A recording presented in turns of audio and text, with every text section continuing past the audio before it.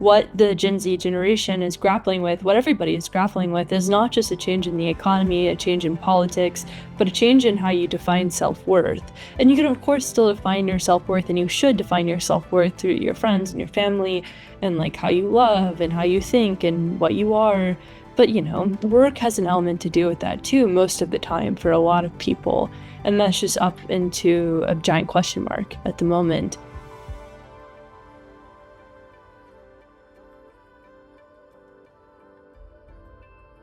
What's the name of your dog? Moo. Moo? Yeah. Moo. Bye, Moo. Bye. Oh. Oh my God. Hi, Moo. Welcome to the Hope Axis, Kyla Scanlon, Moo. This is my 20th episode. And as we discussed before our viewers and listeners joined in, I've been doing this for 7 months and not 8 years. 8 years, that's the company Interintellect.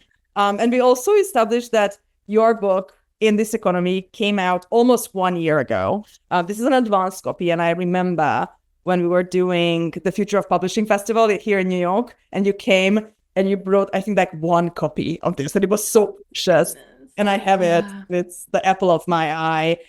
Since then, feels like not just to you, but to everybody in this world, a lifetime has happened. So 2024 and 2025 have been a roller coaster. So I'm really happy to have you on the podcast in this kind of anniversary episode, the 20th, because I'm going to ask you what makes you hope and what makes you write these incredible essays, pieces, TikTok stunts, tweet storms these days as well, because I think they do give other people some hope. Maybe the hope is just the clarity that you explain something really well that, you know, has been bugging other people and they didn't know, you know, what factor to look at, what detail to really focus on. And you're like, guys, this is the point. I always find a lot of hope in your work, and I'm just so grateful that you chose this activity as your life's work. Kyla Scanlon, welcome to the Hope Axis. How are you doing? I'm good. Yeah, thanks for having me, and thanks for the nice words about the work. Thank you for everything you do. So let's dive in. I've loved your piece a couple of days ago, and we will put it in the description on YouTube. On your newsletter, you wrote Gen Z and the End of Predictable Progress. You wrote that Gen Z has split basically into 3 cohorts. I would love to talk about the present a little bit and this roller coaster of, you know, this 18 months period that we've just emerged from. How does it relate to these 3 cohorts forming, and what can we expect from them? Yeah, I mean, so that piece was really based on my travels over the last 8 months. And so I've been traveling, you know, since the book came out almost a year ago.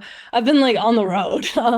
And so I have been to over 20 states, and I've interviewed, you know, key policymakers like Wally Adeyemo, who was the former Deputy Secretary of the Treasury, Mary Daly, you know, the president of the San Francisco Federal Reserve, Austin Goolsbee, Chicago Fed president. And then I went to a ton of universities like Harvard and University of San Diego and MIT, but I also went to, you know, Western Kentucky University and Northern Kentucky University. And so this essay was kind of looking at some of the electoral data that we got, where you did see Gen Z becoming conservative. And John Byrne Murdoch, who's like one of the best in the game, wrote about this. Derek Thompson of The Atlantic recently wrote about this too. And when I was traveling, like I just would talk to people after the conferences that I would speak at, and like in the Ubers that I was taking and the taxis that I was taking at the hotels. And I got a pretty good sense, not of the 3 Gen Zs, but of what we saw with the election data. And I think what a lot of people were writing off as conservatism, or kind of people seeking out like anti-immigration, things like that, it was really just economic uncertainty. And so you can even see this in like AP VoteCast data, where people were not voting for Donald Trump because they were supporting his immigration policies. They were voting for Donald Trump because they thought he could fix the economy. And so that was the point of that piece. And with the 3 Gen Zs that you asked about, I'm an old Gen Z, so I'm ancient. I'm 27, and I am part of the bridge generation where I graduated into the pandemic. So I graduated 2019. A couple of months later, the pandemic happened. I still remember a world of pre-digital stability. So I'm a little bit different than the Gen Z 1.5, which is a COVID cohort that my brother is a part of. Those are people who had these really formative experiences of high school and college during COVID. And so they were locked inside, learning via technology. And that really has shaped how they interact with the economy and with the environment. And then there's Gen Z 2.0, which is the digital natives who, like, the digital world is a second layer of reality to them. Like there's no separation. And of course, as I tried to really disclose in the essay, like I'm generalizing so intensely. I'm painting such a wide brush. People still are like, hey, why are you generalizing in the comment section? But I'm really generalizing here. I know that everything is not this microscopic. And this essay was also inspired by this graphic from an analyst called Rachel Janfaza. She's great. She has really great work. But she described Gen Z in two cohorts, the main differentiator being graduated high school pre-COVID and graduating high school post-COVID. And I was more so interested in how the Gen Zs were breaking up in terms of economic reality. And so that's what I wrote that essay about. Yeah. So 1.0 is you basically, right? So people at the kind of cusp between millennials and Gen Z. So that would be like mid-90s birth, right? So 94 to 97 maybe. So that the block, right? Yeah. I mean, so I was born in 97. Yeah, I mean, probably like maybe something like that. I think like it's probably like 95, whatever you think that beginning cutoff for Gen Z is, to about like 99 or so. So it's like a pretty small cohort. And then you have like the 99ers to whatever that high school graduating class into college was during COVID. And then after all of that, you would have the people who were in high school during COVID. And then there's like another cohort of Gen Z that's still in high school. It like generational grouping, as we all know, is fraught with error. It's not perfect, but it's useful. And so that was more so the main point of the three Gen Zs. It's not like a scientific framework. It's more so a thought framework. And I just think it's useful to break it down a little bit more specifically in terms of how they experience the economy versus Rachel's graphic. Yeah, absolutely. Which was a great graphic. I love Rachel's graphic as well. And I mean, I'm an elderly millennial, and I know that, even though somebody born in like 1995 or 1996, who might be 12 years younger than me, would still sometimes identify as a millennial, but like our lives are so drastically different. Right. But then if I compare somebody born in 96 to myself versus somebody born in 2002 to myself, then of course the 96 person is far closer and we have a lot of overlap. So it always depends on this vantage point. But the point where I felt extremely seen reading your article, as the kids would say, is when you create this beautiful spin. I would love for you to talk a little bit about it in the career choices. So we could, like older people, especially like boomers, constantly, lament that, young people all just want to be YouTube stars or TikTok stars.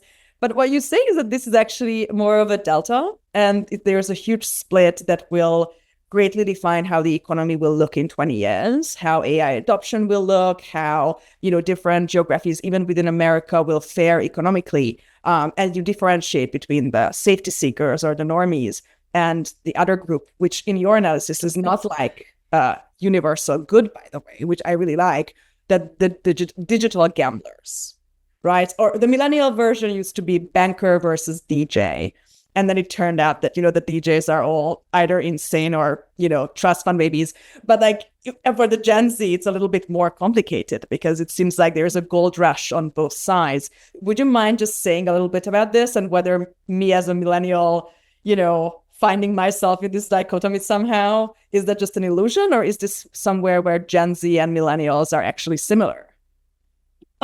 Yes. So the main point of this essay was to sort of delineate between, like this technological disruption that's happening, like you called out AI, right? Like we don't know what's going to happen. Sam Altman running OpenAI is like, there's going to be changes to the social contract, and that's huge. Like if that does end up happening, like that's massive.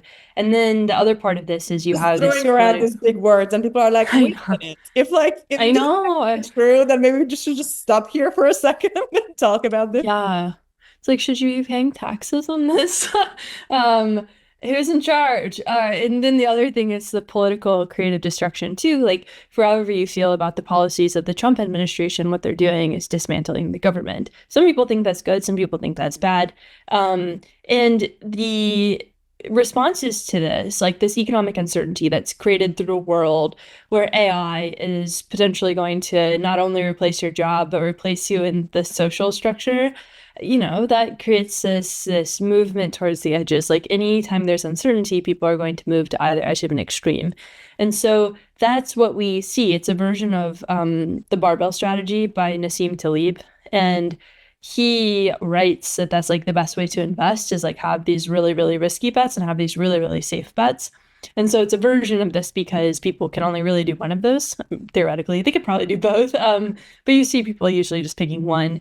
And so you have the safety seekers, as I call them, who are the tool belt generation. Like the people who, when I spoke to them in places like Kentucky, they were telling me like it doesn't make sense for us to go to college. Like it doesn't seem like it's a good return on our investment. And so instead, we're going to go to the factory and we're going to work there because it's just too risky to go to college.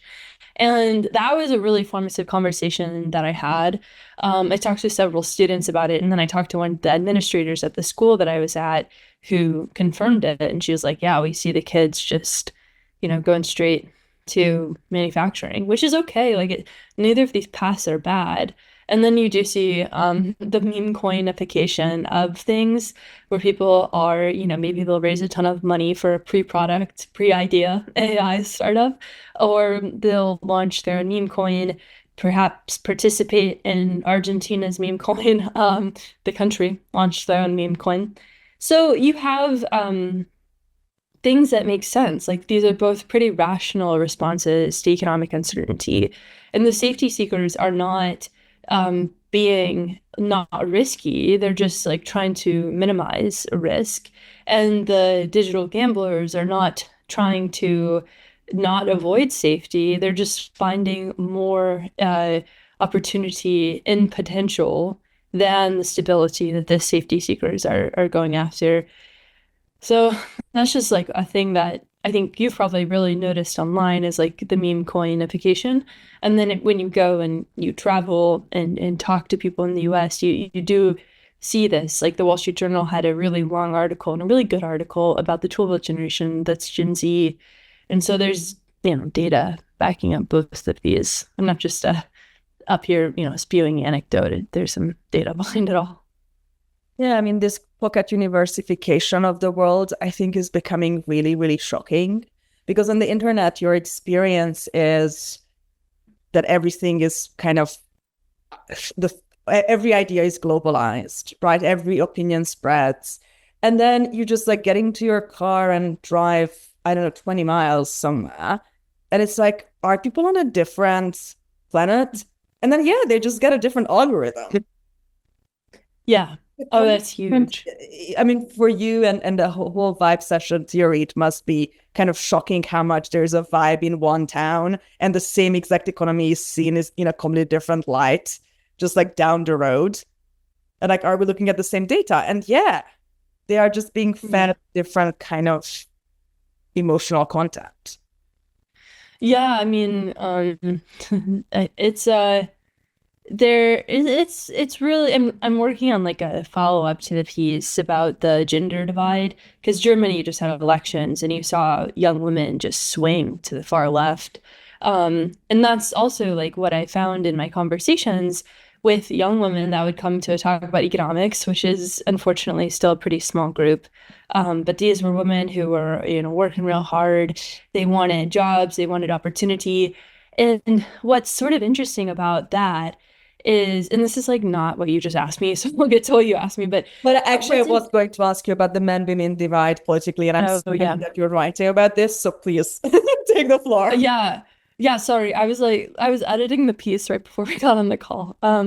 So it's top of mind. But John Bird Murdoch and Alice over at the Great Gender Divide, I think her newsletter is called. I might have messed it up, but I believe it's Alice Evans, wonderful Alice Evans, researcher, yeah, and brilliant, wonderful podcaster, and she was born to be on camera and behind the microphone. And if you're listening to this, Alice, do more stuff.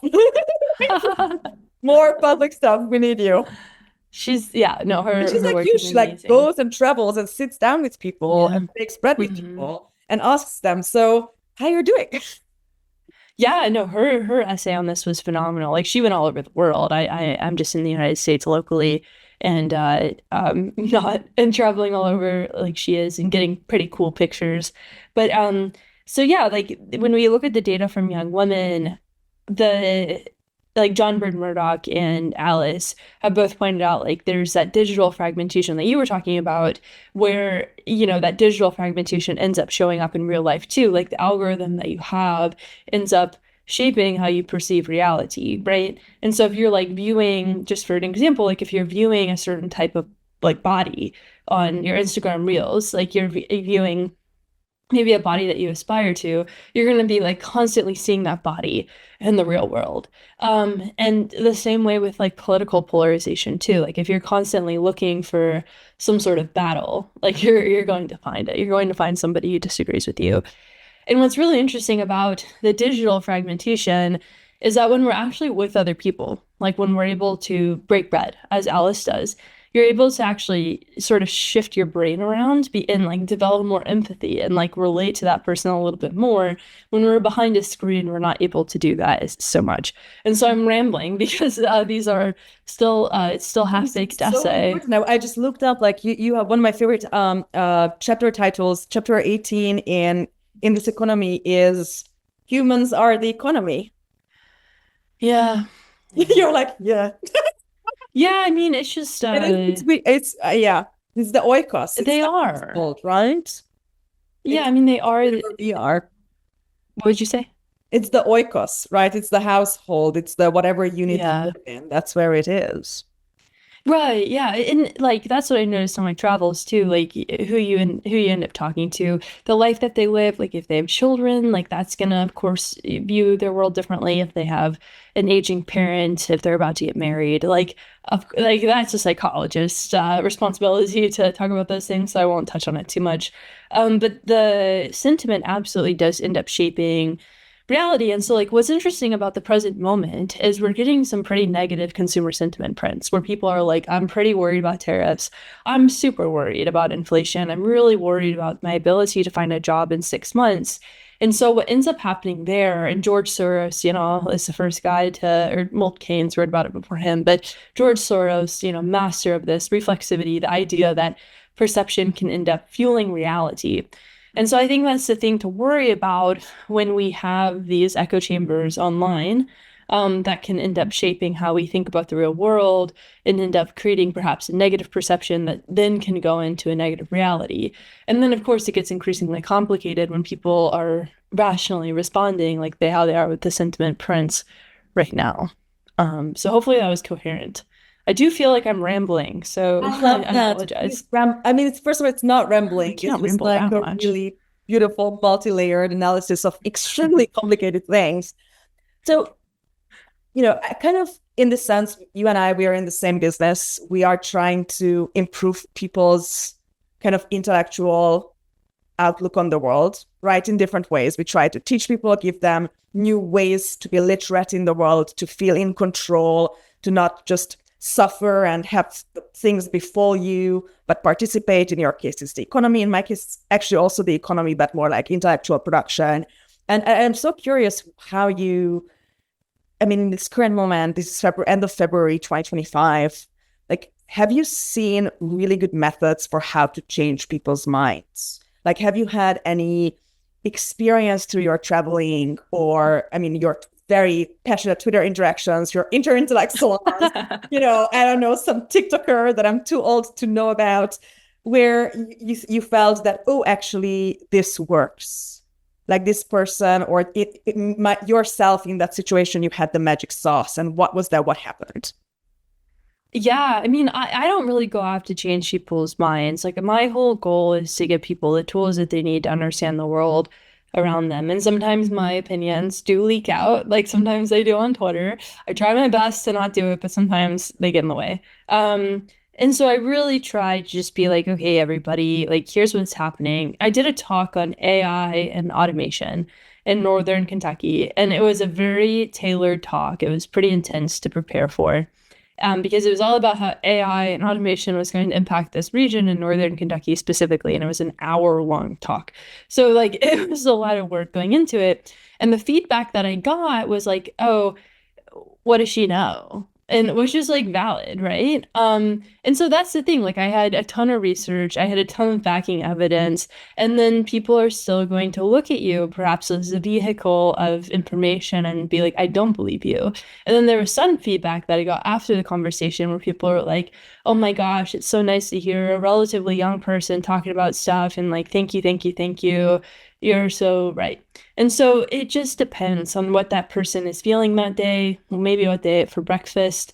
Like I said, I try not to change people's minds because it's impossible. But what you can do is just be a vehicle for information and know that some people are not going to like that vehicle no matter how hard you try, and some people might. And so that's what you do is you just keep on showing up and giving people info.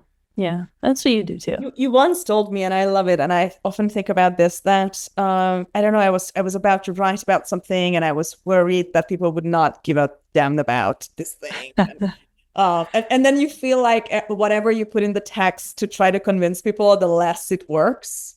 Yes. And you kind of reminded me that you can be very bare bones, just because if you are actually passionate about something, people will care. Like, we are very mimetic in this sense. And I love it. But remind me where you are from originally. In Kentucky. So you're from there, right? So I remember correctly. So you kind of know. It's not like they flew you in from, like, I don't know, Maine. Like, here's a girl from Maine to tell you about your place, I'm from Louisville, so I wasn't from the specific region, Yeah. which, and so, like, totally understandable. And Okay. like, I didn't know the nuance. Like, you can only do so Okay. much work. And so this isn't me like airing my grievances about No, this. I love it. Yeah. Like, It's like like it for was some such a people, whatever attribute you have that right, defines the relationship with the topic, somebody will love that about you, and somebody will be right. like, no, who is she to tell me what to think? Yeah. And like in the age of AI, like this sort of not to like call myself and call you honestly an information vehicle, like that's what's going to differentiate. Hopefully, that's what I think is like if people are going to want to have a trusted source, a recognized face. And so that's the value of using yourself as an information vehicle and just knowing that some people are never going to agree with you. Like, I get emails all the time, as I'm sure you do, where people are like, I hate you. And then I get a million emails being like, I think you're the best. And both are valid and both are, useful. So that's how I think Maybe about some all from of the same this. people, just at different points in On their. just a different day. Like, they're like, oh, you're dumb right now. They're watching me tweet. I mean, Get I have to offline. say, yeah, this is kind of the downside that especially women creators don't often talk about. Or maybe people who are like naked a lot in public, they will mention like, oh yeah, I have stalkers. But like every female creator, however cerebral what you're doing is, if you put your face on the internet, you will have these love-hate people in your inbox, and you're kind of expected to deal with it, right?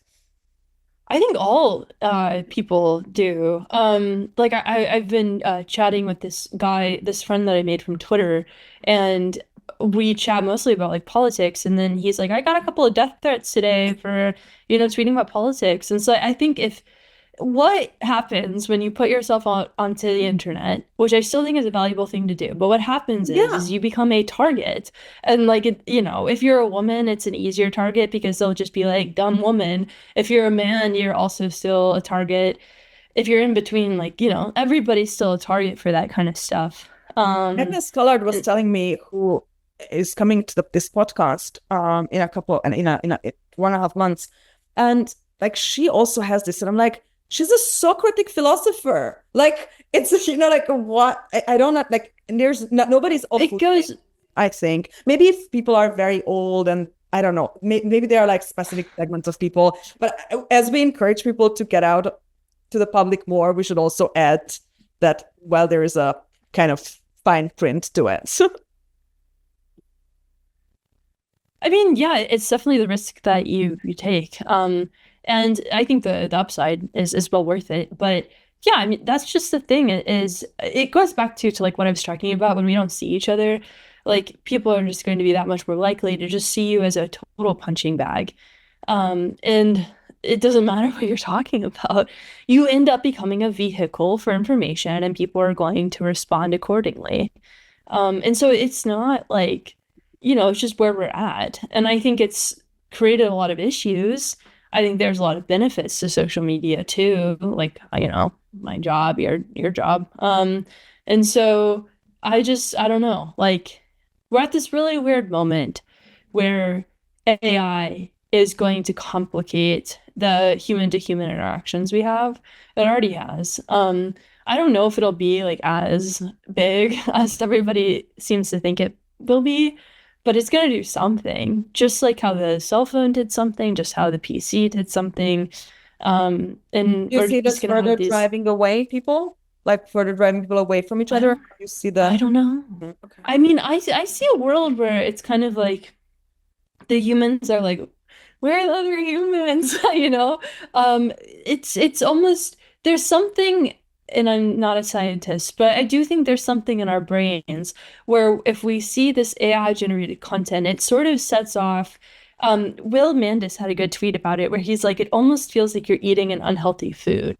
Where you're like, this is really enjoyable and like interesting, but I know it's not good for me and I know it's not natural. And so I do think there's going to be perhaps this like almost instinctual reaction to AI. Perhaps I'm coping. Perhaps I, Yeah. but right, like what do you, I mean, I think that makes sense. Oh, but the smartphone is an extension of our arm, and we're not uncanny valley with that. We're not uncanny valley with text. Maybe a little, but yeah.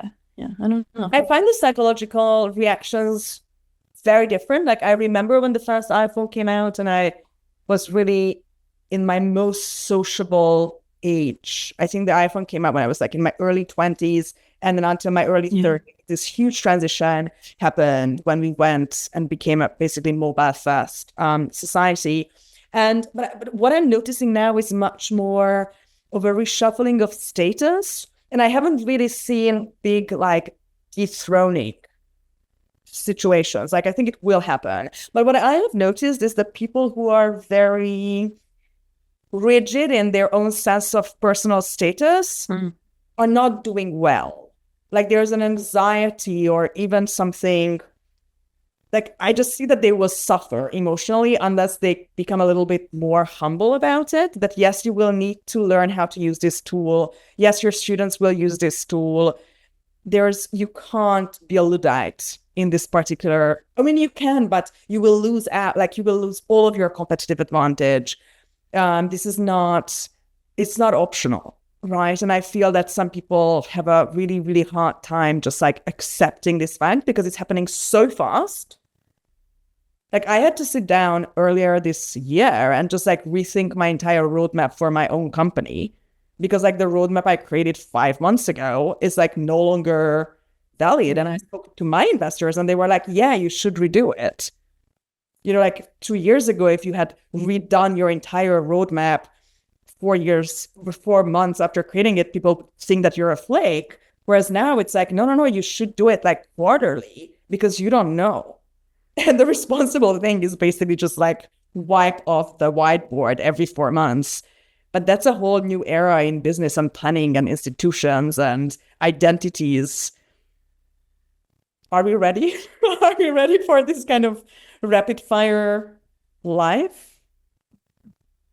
I don't think so. I mean, I don't think anybody's ever ready for anything, but I think you're right about the like Luddite approach, which the Luddite approach makes sense. Like there is so much comfort in having a world that isn't this big and confusing and having a little bit more I think your dog Moo is back. Hi Moo. yeah, she's back. But there's like a lot of comfort in having simplicity. And you know, when people are like, "Oh, I don't use social media," but like it would be good for them to use it maybe for work or something. Like they have a product that they could sell or like a service that they could sell. Flip phones. Like that's the status symbol. Yeah, if you're an artist, I don't know. Manhattan, you have a Is that right? Oh. I mean, maybe I don't know. Perhaps we all fracture into like a feudal state situation again. Uh, but I think AI is just going to challenge us, like you said, like it is going to challenge status. It is going to make us reconcile with like what is actually a value add and like how do you determine value. And that's what that essay that I wrote was also about too, is like what the Gen Z generation is grappling with, what everybody is grappling with is not just a change in the economy, a change in politics, but a change in how you define self-worth. And you can of course still define your self-worth, and you should define your self-worth through your friends and your family and like how you love and how you think and what you are. But you know, work has an element to do with that too, most of the time for a lot of people. And that's just up into a giant question mark at the moment. And so it does create this like almost existential crisis. Do you think that men and women will reconcile? I mean, we're, and I say we, obviously, I'm not in the far right section of womanhood, but for me, that has a lot of, lot to do with being Eastern European, remembering actual communism, it's a different, or my habitus and my personality, whatever, early on determined that I would never be a Marxist. But I also am cognizant of the fact that if with my education level, my ethnicity, if I was from the East Coast, my age, probably I would be far more on the left than I am as an Eastern European immigrant, going more and more to the West. So when I look at, your pieces on this, Derek's analysis, John, Catherine D also had a wonderful article about this in Unheard, I think 2 years ago. In her analysis, it's very sexy. It's like the hot libertarian man in Sovereign House and the passionate lefty academic women kind of eyeing each other across the room. I don't know. Do you see any kind of reconciliation, or what's going to happen? Or it's just like full-blown fertility crisis forever and I don't know, gender-based political polarization. I'm always on the side of the peacemakers. What can we do? Yeah, I mean, I think that, the political polarization is exacerbated by an economic situation where the demographic crisis is partially because having kids is so expensive. The United States has a massive childcare issue. It's just very, very expensive. Healthcare, the DOGE cuts, they're just calling into question what functions will actually be maintained. They cut Ebola funding on accident today. And so I think like that is going to create further rifts in terms of the possibility of reconciliation, because if people are like, well, I don't want to have kids, they might shy away from actually getting into relationships. I think South Korea, as Alice has written about, is a pretty good indicator for, I don't think it'll be where the US ends up, but like what could happen where you do sort of have the two groups deciding just simply not to date one another. And so I think in the US, because if we all get Ebola, then all of this is not a problem anymore, right? Yeah, or the bird flu. Your quarantine in your husband's food, and you don't have to worry about like any touchy interactions. Yeah, no, I mean that's there's all those statistics about Gen Z is just not coupling as they once were, and that is for a lot of reasons. Like all sorts of life milestones are being delayed, like getting a car, leaving your parents' house. Those are economic as well. And so I think we just need to have a better economic structure for people. Like housing affordability has to be addressed. The childcare situation has to be addressed. Even the infrastructure in cities, like part of the reason that New York it has a lot of single people, and there's always a joke about like the amount of single women in New York. But part of the reason that like a lot of people do end up finding love there is you are able to like walk around and like see people, etc. I'm not saying that you can't do that in suburbs, you totally can. But I think the infrastructure has to be addressed head on, like fixing the housing crisis, fixing childcare costs, and then that will allow for more reconciliation, I think. And so, an economist person is always going to see economic problems, but I think that that could do a good job at fixing some of these issues. So when you come to these conclusions, do you address these generally to your audience? Like if I'm a Gen Z person and I don't want to die alone, and maybe I do want to have kids and I do want to own an apartment and I do want to maybe live in a place where I can walk around, is this in my hands? Or is Kyla Scanlon really talking to or at or after, over policymakers and decision makers, corporate and political overlords? Who is the primary addressee here? Who do you hope will hear you? Most of the time, I'm trying to talk to policymakers. So I spent a lot of last year trying to do stuff like that. I interviewed the chair of the CEA, their former chair, Jared Bernstein, interviewed Wally Adeyemo a couple of times about the housing policies that the Treasury was passing at the time, interviewed the Fed presidents, spoke at the Council of Economics Education, went to the Ways and Means Committee, which is one of the top committees in the Congress, and so a lot of work was done to try and raise the alarm on these types of issues, like specifically housing. I think I've spoken about housing, and there's so many amazing think tanks. Like Paul Williams has a Center for Public Enterprise, CPE, an amazing think tank that also focuses on these problems. And so I don't think like I maybe I should be more explicit. Time to build buildings, right? Time to build buildings. Well, I do say that in my writing. Like, I'm not like, okay, person who is working a 9 to 5, go and take over that multifamily property and build. It's sort of like, hey, people who have extra capital, like, build, or, policymakers, like, stop with the zoning, stop it. And so that's really the goal. And the other goal is to raise awareness for people to hopefully reach out to their policymakers and be like, oh, I have this information on like the housing crisis, and can you address this? And it's really to help people stay more informed. But there's not an expectation that I have that my audience will, fix this single-handedly by themselves, because it's a very complex issue. You mentioned that, to an economist, all problems look like econ problems. And this is funny because I actually was going to ask you this. This is the second question that you answered before asking. I love it. What do you make of some of the other kind of, universalizing theories about Gen Z, from the cell phones are killing our brains to whatever the version of bowling alone and the fracturing of local community version would be? Do you feel like it's like everybody's pulling the elephant from a different angle, a different limb, or are these all basically the same problem, just phrased differently?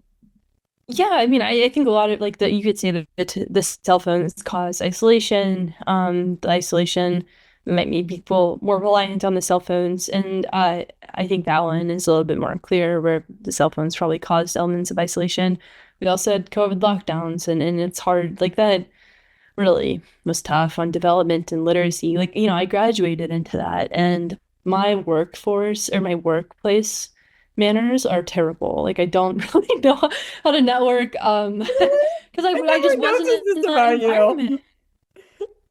Oh yeah, like I have no idea how to like do the corporate talk. I've also, not been in a traditional corporation. I worked for a traditional corporation for 3 years, and then the other time out of college, I've been working for myself. Well, for a couple of different people, but yeah, so I think it's a couple of different things where you had COVID that exacerbated the development and the literacy issues that Gen Z is now facing. And then you have cell phones where it's a different reality that you can escape into. Like I was at a concert on Saturday night, Fortet, and there was this guy in front of me who we were at this really Marta, awesome you're such a concert. millennial. Come on. Yeah, I'm a millennial, If but you're ever at a Kings of Leon concert, I will doubt your no, actual they birthday. this was like a really young crowd. Like I swear, like Wow. these were Go quartets. like They really always young. reinvent themselves. I love it. Sorry to interrupt, but that's Yeah, he great. was doing I dubstep at went the to end. Quartet concerts when I was young. Oh, that's so funny.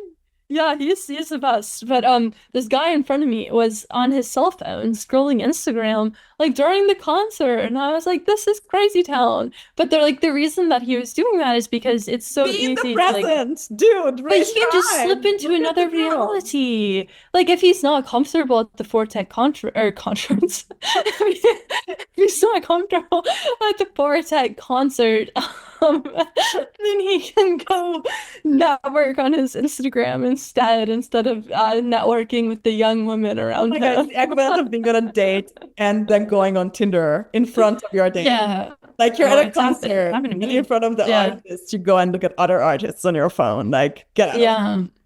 Yeah, no, it's here. but like that's an example of what you were asking, where it's like what are the theories of Gen Z? And it's like, well, if you're on your Instagram, I sound like an old man yelling in a cloud, but like if you're on your Instagram, like during a pretty cool concert, that's just a sign that like perhaps there's an addiction to your phone and to escaping reality, right? I often wonder about this thing where, I mean, when I started Interintellect, everybody thought that VR would happen faster than AI, or that we would get to like really good daily use of mixed reality tools before we would get close to AGI. Partially, I blame Nick Bostrom for this because the more he said that it was nigh, the farther away people envisioned it. I mean, that's for AGI.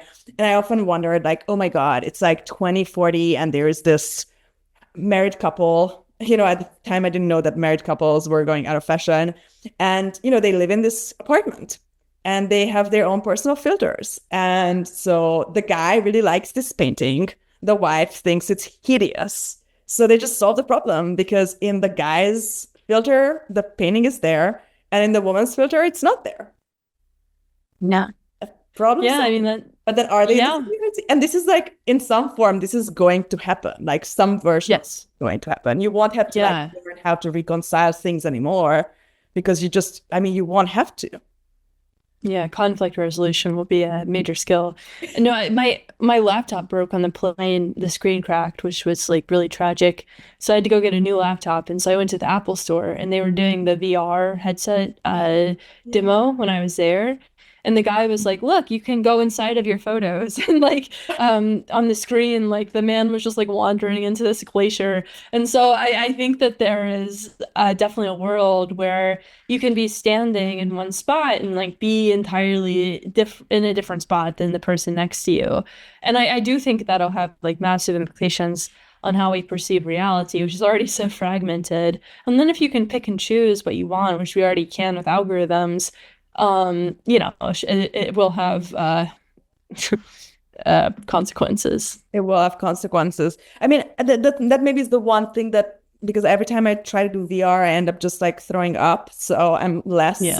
less super Less excited about it. inclined. But I'm sure there Yeah. will be like Trey Stevens from Unreal was on Interintellect last year, 1.5 years ago, and he was debuting another product where he's co-founder called Soul, which is a VR reading glasses startup, and it was amazing. Like for reading, I would definitely use it. Okay, to close our conversation as we are kind of running out of time. So you mentioned at the beginning that there's DOGE and some people think it's good, but other people think it's bad. So which group do you belong to? I said this today on my Twitter, where I think DOGE has a lot of potential, right? Like if you can have a government apparatus that is publicly transparent via social media, like we had usaspending.gov that showed how the government was spending money. Like none of this stuff has really been behind smoke and mirrors.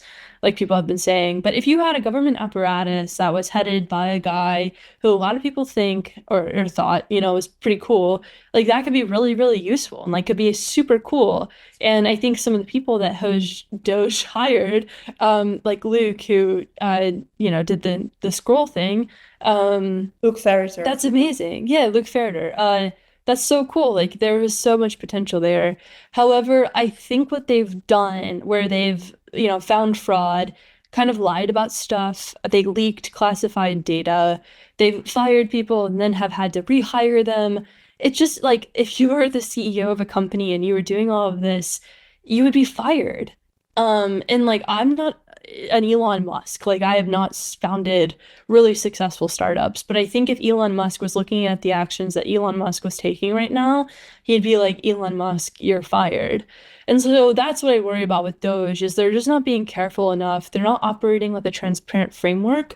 I think the potential is there 100%. And I was kind of excited when it was announced. But I don't think it's being executed in the best way. And I think people should follow your longer tweets these days because you actually go into some of these details. And I think it's very brave. I mean, a lot of people, under the Oh no. banner of, oh, we're for free speech, actually stopped speaking freely and maybe turned into, clogs in the propaganda machine. And even if you agree with an idea politically, you should never advocate for there being a propaganda machine. Because I know. There's no good place to go from there ever. No, and like the backbending that people are doing to like try and justify some stuff where it's like if you were a year ago, you would like if Biden was doing this, right? Like you would have flipped out and like you have to maintain a constant character arc. And that's what I try to do. Like I will say if I think Trump has a good policy, like I think some things are okay, and I'll say when I think some things are bad, just like how I did with Biden. Like I criticized Biden quite a bit. People just don't remember it.